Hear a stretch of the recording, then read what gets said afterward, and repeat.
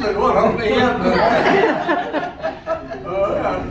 Well, Catherine asked me to tell a backwards story, so I'll tell it backwards. I used to tell these stories to the school kids, and they really enjoy it. So this is a story that I have to have audience participation. So I'm going to tell the story backwards, and you're going to repeat it the way it should be. I'm going to see how quick learners you are. But I'll just do it a sentence at a time.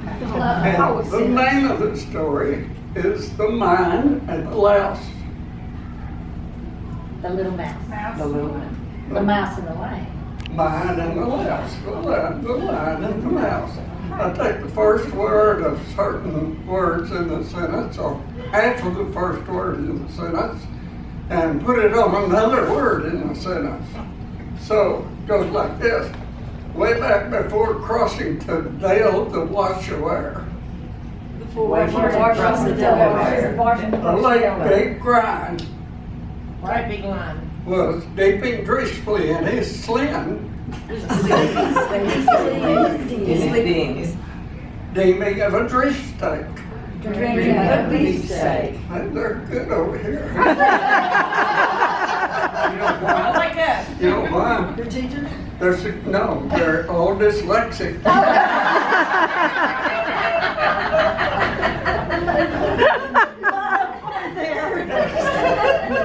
when the line, we're talking about the line, when he was wakened by me little whiles running back and forth across his crest.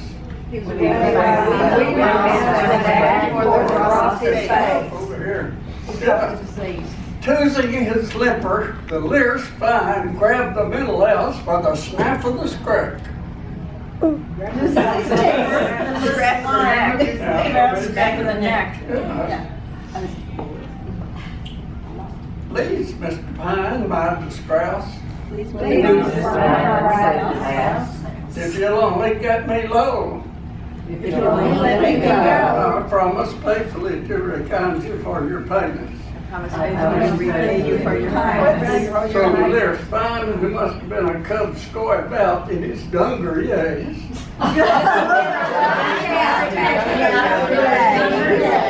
hey, y'all are catching up. Decided he would do his daily good do and set the grouse free. Decided he would do his daily good deed and set the grouse free. No, I got mixed up. I got mixed up. A couple of weeks later, this very lame sign got himself all mangled up in a tent. The very same line got himself mangled up in a snare. No, he was being of the keys. Although he was being of the east. That's not to be confused with Crog's Bingby. No one came to answer his bellowing roars, bellowing roars. No one came to answer his bellowing roars. Now, children, here's the payoff. Along comes this little mouse, gnawing the tops with his reed. Not with his teeth. Tops with his teeth. He set the frying lead. Free. And with that, he turns on his tails and eats it for bone.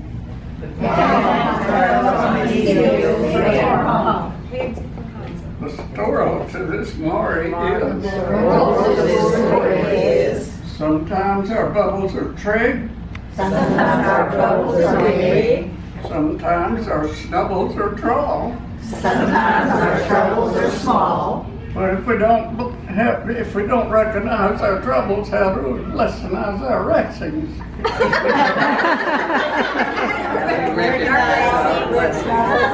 Hey, y'all did pretty good.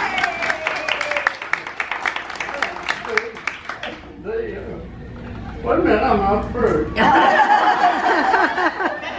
Myself. Once upon a time, Once upon a time, a big red rabbit was faking a lot of money Big Red Rabbit was making a of a lot tasty old tortoise that was swimming so molly, Tortoise was moving so slowly. so slowly. I can run so much faster than you, said the, well, I'm doing y'all's part. Y'all do my part. That would never happen. I can run so much faster than you that I will end you with the lead of your life.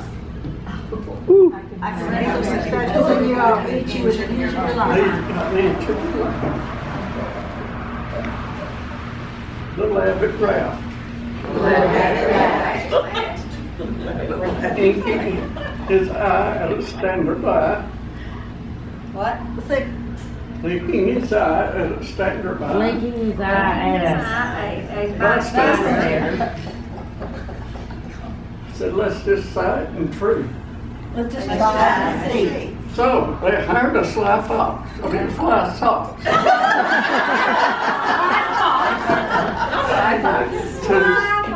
to get the score,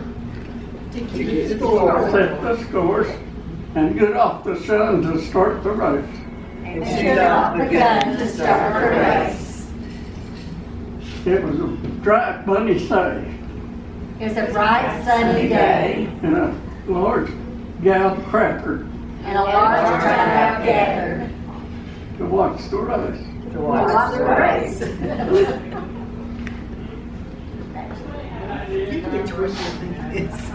Now he's doing it. I'm getting old, I can tell. Yeah. Anyway, this started the race and the rabbit.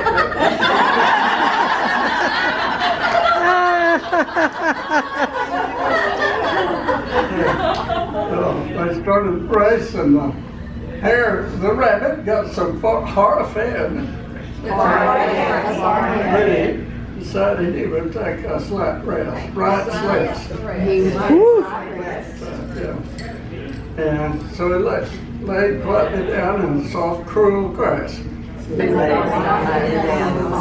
Cool grass. And that lazy old tortoise And that lady old tortoise just kept plodding and plodding along kept plodding and plodding along until it reached the road goal.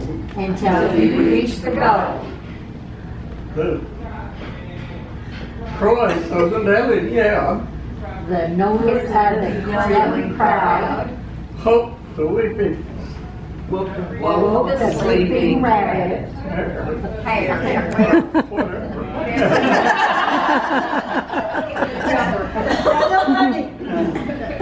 Suddenly he raced to the goal, but he was a couple of limits too late.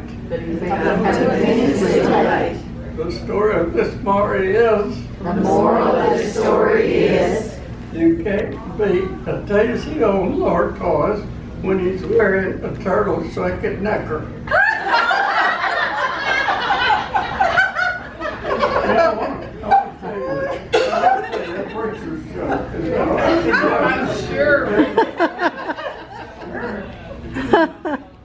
This preacher had studied all week on his sermon. He was going to preach the sins of water skiing because all of his congregation would take off on Sunday and go water skiing. Well, his wife said, you can't do that. You'll make everybody mad. He said, I'm going to. They need it. We've got to do something. So she said, well, if you do, I'm not going to go. It'd just be too embarrassing.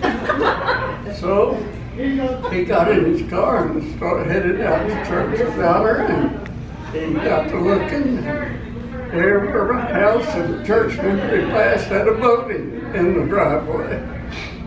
He got to think, well, maybe she's right. Maybe I shouldn't preach that sermon.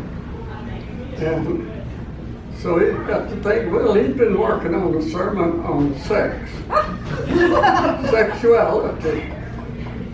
And he said, well, I can do that, so I better change it. I always preach that sermon. He preached that sermon, and as soon as church was over, some little old lady picked up the phone, called his wife, and said, you missed the greatest sermon I've ever heard. Said he knew more about the subject than anybody I've ever heard. Said it was wonderful. Of course, she thought he talked about water skiing. She said, I don't know how he knew so much about it. He's only tried it twice.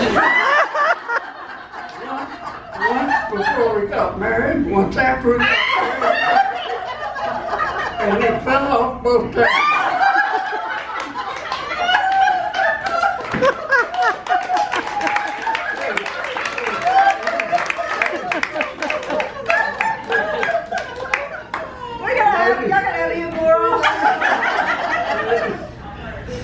On the way home tonight, be very, very careful. Don't overact.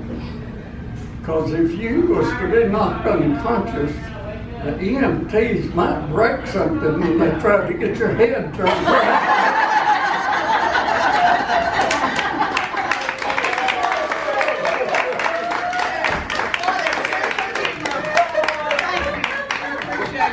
Very, very much. And you don't have to stay, but you can. I think God intended for us to laugh. Don't you know he laughed laughed at the expression on that king's face when he opened the fiery furnace and saw Meshach and Abednego still walking on the flames. I bet God laughed at his expression.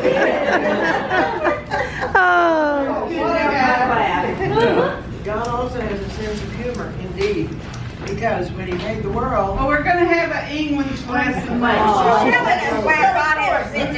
telling a story about God.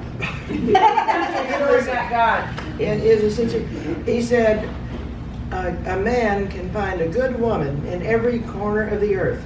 Then he made the world round.